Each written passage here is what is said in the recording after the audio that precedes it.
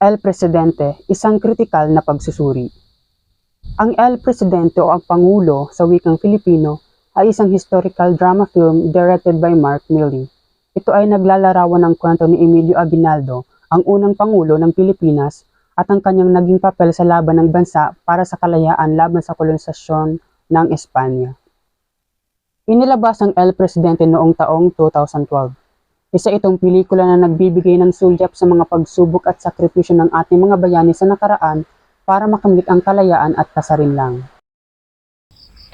Ang Pilipinas, taong 1896, matapos masaksihan ang mga kalupitan ng pamahalang militar ng Espanya at ng mga praile nito sa kanyang mga nasasakupan, ang batang alkalde ng bayan ng Cavite El Vejo na si Emilio Aguinaldo ay sumapi sa isang sekretong organisasyon na tinatawag na Katipunan, kung saan ang pangunahing layunin ay magsimula ng isang revolusyon.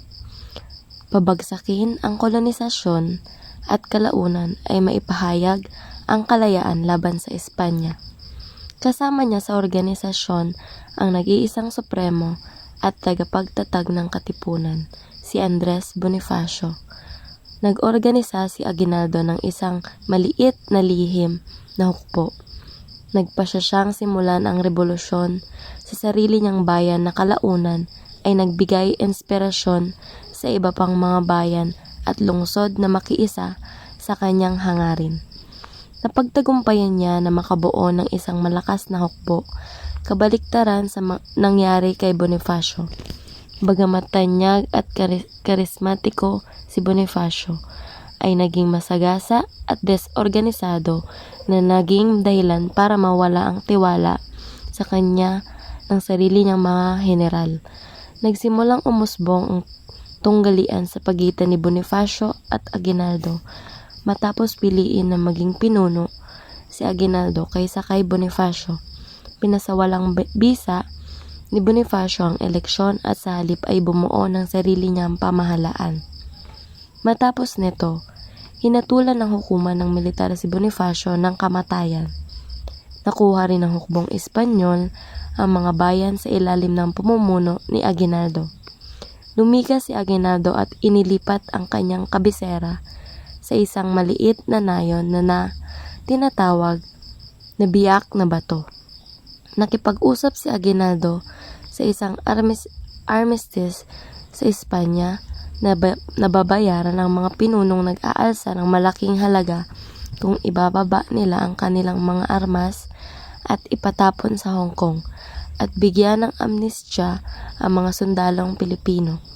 Habang nasa Hong Kong, ang American Naval Fleet ay naging alyansa sa mga Pilipino upang lumaban sa Espanya at nagsasabing wala silang interes sa Pilipinas at layunin lamang nilang pahinain ang militar ng Espanya na nakikipagdigma din sa kanila sa Cuba. Pumayag si Aguinaldo at naglakbay papalik ng Pilipinas. Nagwagi si Aguinaldo sa laban at naideklara ang kalayaan ng Pilipinas laban sa Espanya.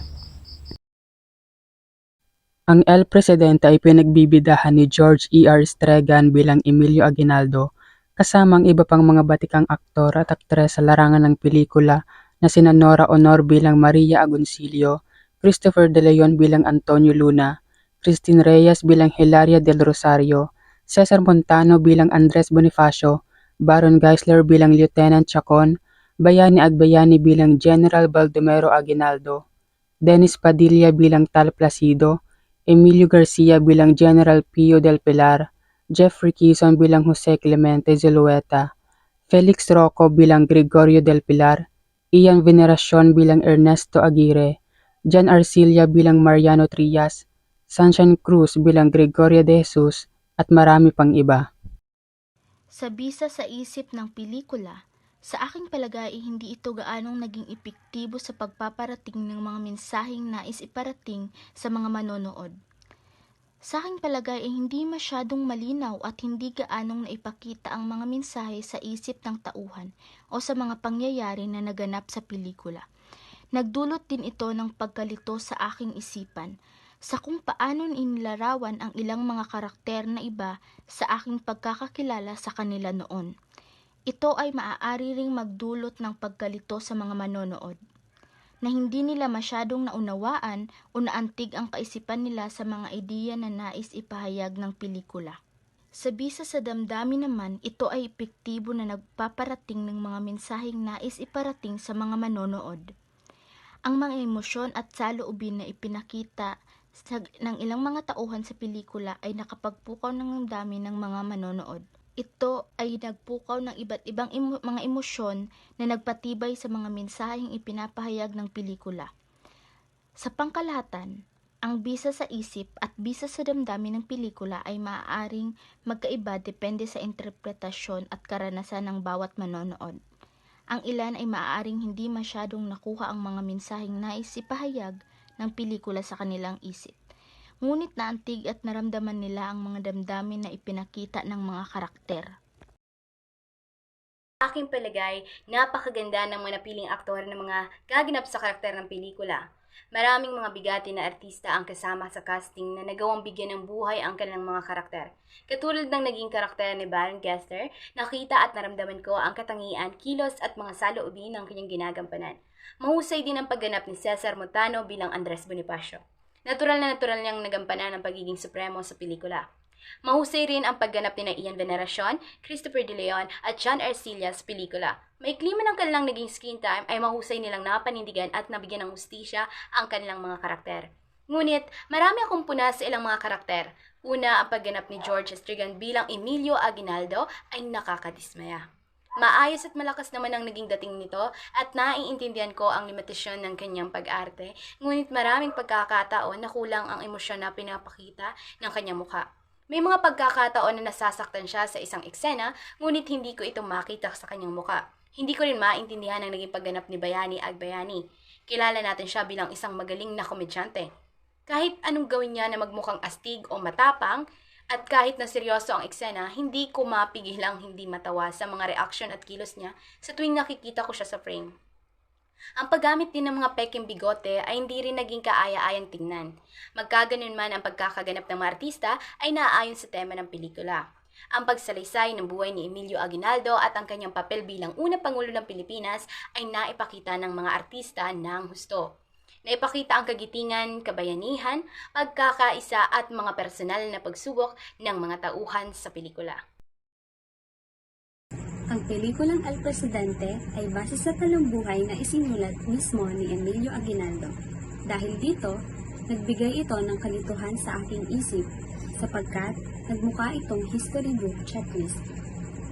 Sa halip ng mga sumusunod na eksenang dumadaloy mula sa isa hanggang sa susunod sa lohikal na paraan, ang nakukuha natin ay sunod-sunod na mga pangyayari sa kasaysayan, base na rin sa talambuhay na naisulat.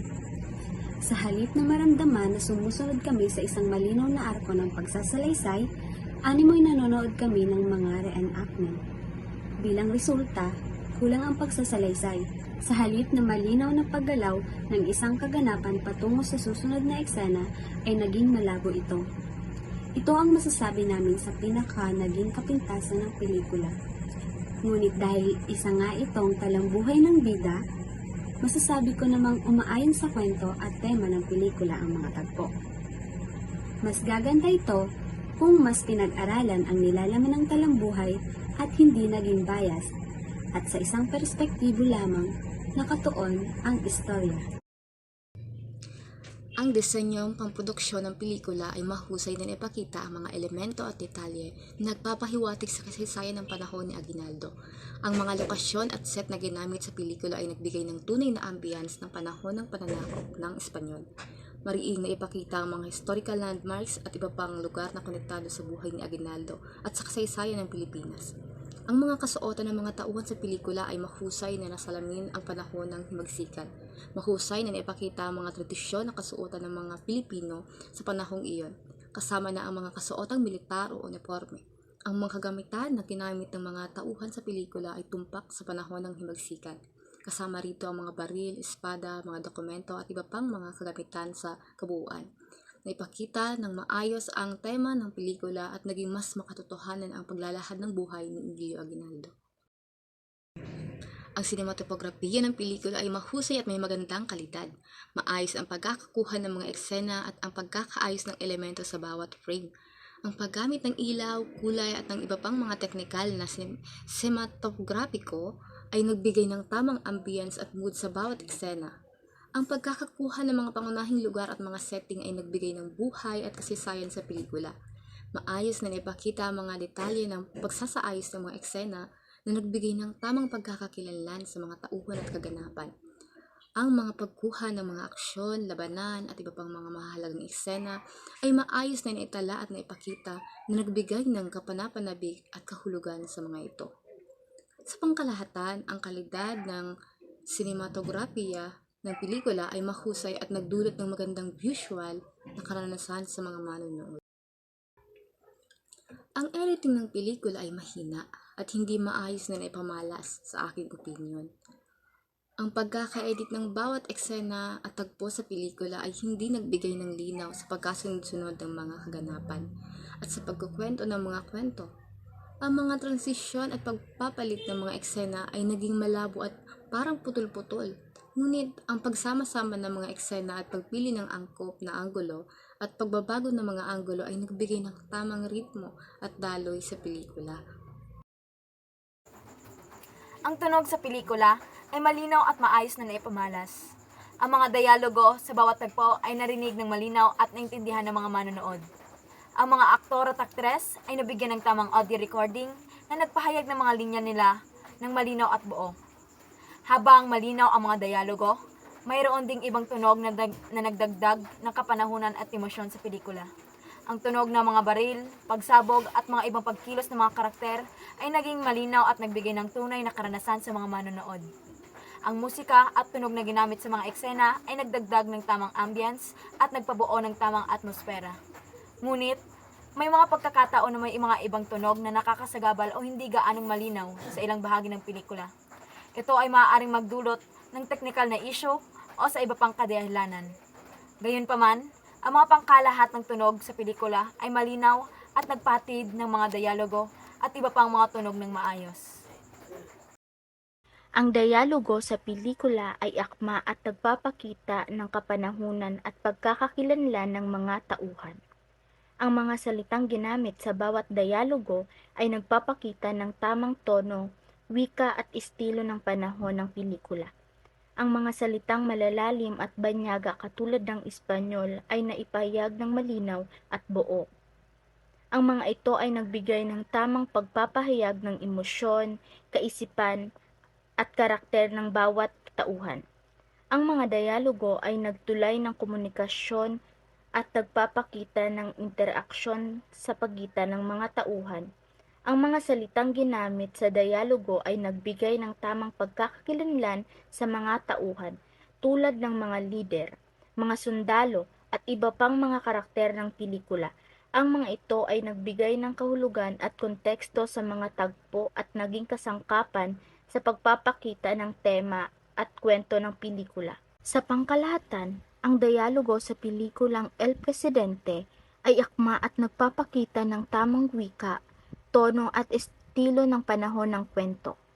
Ito ay nagdulot ng karagdagang pagkakaugnay sa mga tauhan at nagpahayag ng mga mensahe na nais ipahayag ng pelikula. Maraming mga depekto at kapintasan ng pelikulang El Presidente, ngunit marami ng mga kapuri-puri sa teknikal na aspeto. Ang pinakamagandang bagay na ginawa sa akin ng pelikula ay ang katotohanan gusto kong suriin muli ang mga aklat ng kasaysayan. Natutunan ko na hindi masamang bumalik sa nakaraan at pag-aralan ng ating pinagmulan.